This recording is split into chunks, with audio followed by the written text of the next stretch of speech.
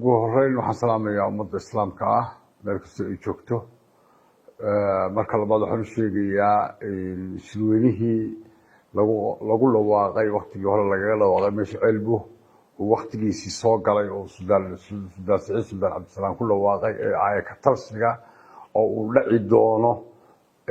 bisha May 20keeda waqtigii baynu joognaa gudaha dibad ninkii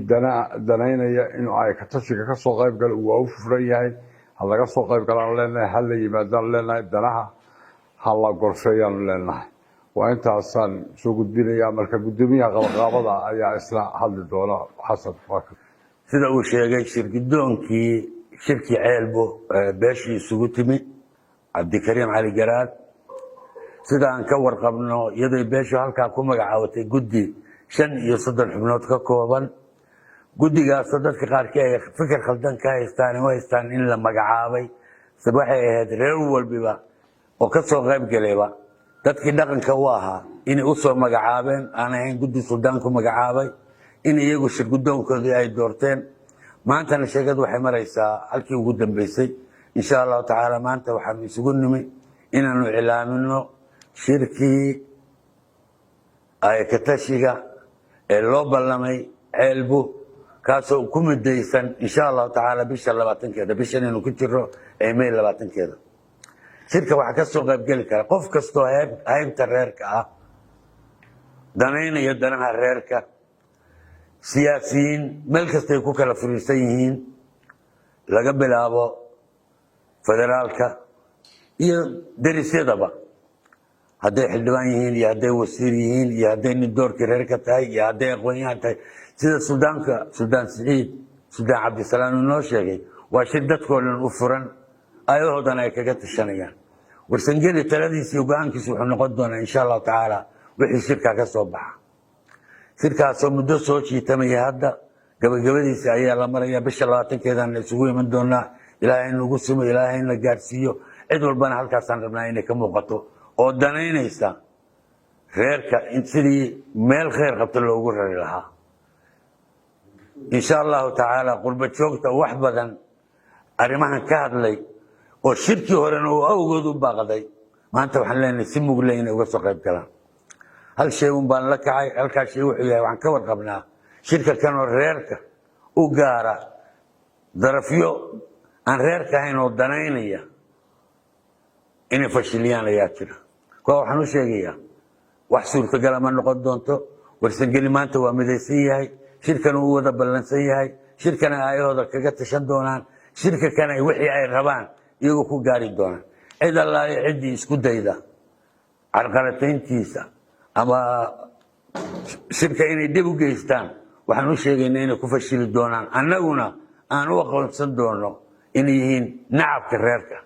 dadaan rabin reerku inuu madaxa la kaco inuu wax qabsado inuu isku tashado wax cusub ma sheegayno saldanadeennu waxay soo taxneed muddo 800 sannadood ka hor baynu tala lahayn oo hoggaan lahayn oo siyaasad lahayn oo guddoon lahayn oo wada tashi lahayn shirkan waa shir wada tashi shirkan waa shir isku tashi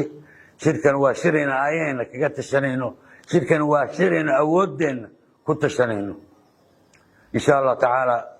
sidaan u sheegnay shirkii bisha 20keeda ayaa la isugu iman doonaa magaalada Ceelbo sidii hore uu Suudaanku u mideeyay inaguna aynu isku wada raacnay ma noqon doono mid insha Allah dib u dhaca waxaan ku rajaynahay si mugle in looga soo qayb galo si muglana aynu aadaheen uga wada tashano waan hubaa oo qof baarakiba muuqata waan hubaa dadkeena way furisan yihiin shirkan wuxuu noqon doonaa keenu meel ku soo ururi lahayn ilaahna waxaan ka rajaynayaa inuu inagu guuleeyo shirkan ujeedkiisu wuxuu yahay in ay ka talin dalkana laga tashado waxna ku soo wajahan yihiin waxna dhex yaalleen arrinka noocaas la rabaa horta in laga tashado qurba joog iyo qolqol joogina inay isugu timaado baa la rabaa wixii dan u ah dalkan iyo dadka in bishan sida la sheegay 20keeda aynu kaga tashano baynu rabnaa aayaheena iyo jiritaankeenna ummadeed shirkan qorshaha la isugu yimid nooca weeye nin kastana ودنتا دنينيانا إنه يمادى لو باهن yahay dal iyo dabad meel kasta baa joog qodobka la isugu yimaanta weeye waa sida Jermanka iyo odayaashu ay uga soo hadleen dhaqanna oo singiri u leeyahay goli lagu balamo in la yimaadana lama rabo xaska dibadda la wada gelinayaa waqtiga hawla galna wala sijeenaya maanta waa loo wada joogaa nin walba meeshii bugta saa ka hadlaya waxaan leenahay welcome ha lagu soo dhawaado xijadu ha baxdo waxa weeye nin walba tala wixii aad qabto iyo hay wixii aad qabto iyo wixii aad dadka iyo dalka iyo danta kaga talin lahayd inaad u timaado baa maanta la rabaa nin daba jooga iyo nin guda jooga waxaan leenahay ha lagu soo dhawaado hareeraha laga fariisto waxa weeye tashadaamo wareemo hawshaasi sidaas weeye maanta degmadii baran baan joognaa shirku waa 20 bisha